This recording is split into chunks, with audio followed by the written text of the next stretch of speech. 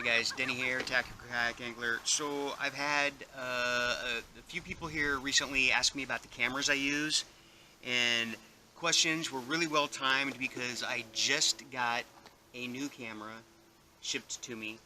This is my second. I have a Hero 2, an old Hero 2 that I used for a long time. This season I upgraded for my second camera. This became my primary camera, and I like it a lot. And I saw a good deal on Amazon, and I grabbed a second one. And so I'm going to take just a couple minutes here, show you what I like about it, why it works good for me, and give you a couple of tips and tricks, the way I use it to get the most out of it. The very first thing that I like is this right here. Waterproof without a case. That means audio, right? The GoPros, the older ones, had to have the case on, terrible audio. I wanted one that would be waterproof without a case, so I could talk to it and get good audio. And I get pretty solid audio out of this. Most of the shots of me talking to the camera, they're off my WASP. So that was selling point number one. Selling point number two, auto looping. That's dash cam mode. The nice thing about that is it records, you set it, I think, from between 2, 5, and 10-minute loops, and then it will just, so I have mine set on 10-minute loops, it will just record in every 10 minutes. It will stop that recording and start a new recording.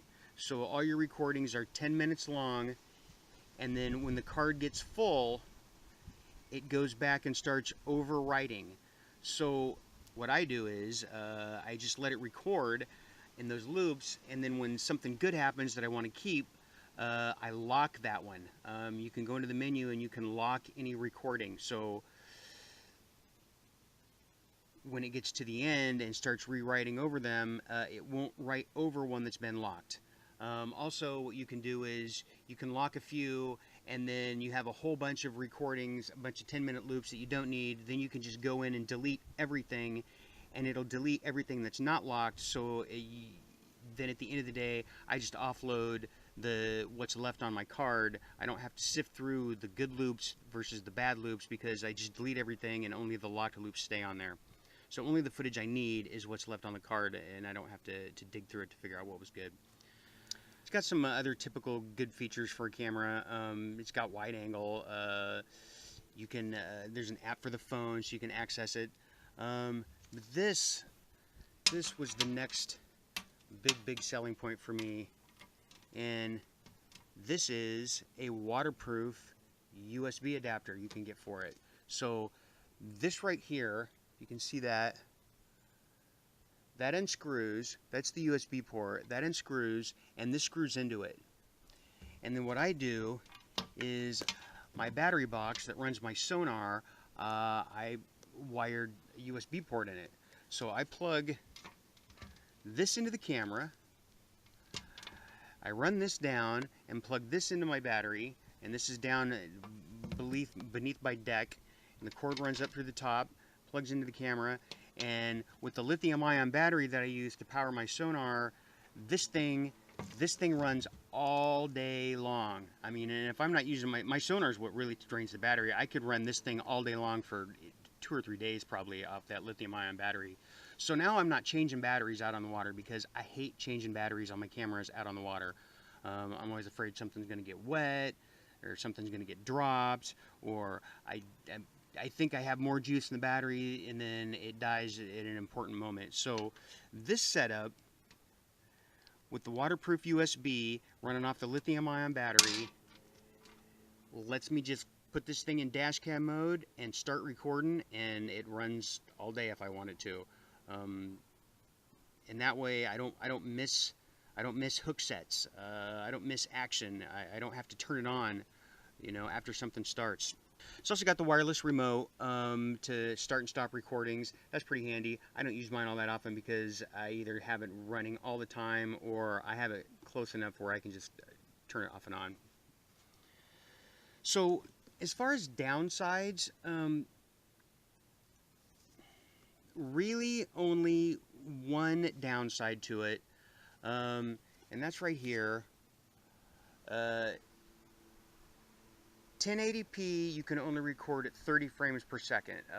For good slow motion, you want 60 frames per second. So if this thing could record in 60 frames per second at 1080p, that would be fantastic. As it is, you have to set it to 720 if you want to record it at 60 frames per second. So, and that's still not bad. I mean, look, I'm shooting YouTube video. You know, that's really more than sufficient. You can see here that it's not terrible, but it could be smoother. Um, so I love this camera. I really do. Obviously enough to buy a second one. So, and for the price, I think the price point normally is like 120, 130. Definitely worth it. Definitely a whole lot cheaper than, you know, a Hero 5. Doesn't have all the bells and whistles a Hero 5 does. But if you're looking for a solid camera that's going to let you record all day long, if you go to the trouble of getting a lithium-ion battery that's got USB, definitely get this thing and take advantage of this, because that was really the whole selling point for me on this thing, was being able to just put it in loop mode, forget about it. So there you have it. Super happy with it. Definitely recommend it. I'll put a link to it on Amazon down in the description below. Also, I'll put a link to the USB cord. Definitely get one of these if you get one of these. Hopefully this answered any questions you might have about what I'm using and why. Hope you found this helpful or informative. Give it a like if you did. Give it a subscribe if you haven't yet. And we'll see you next time. Thanks.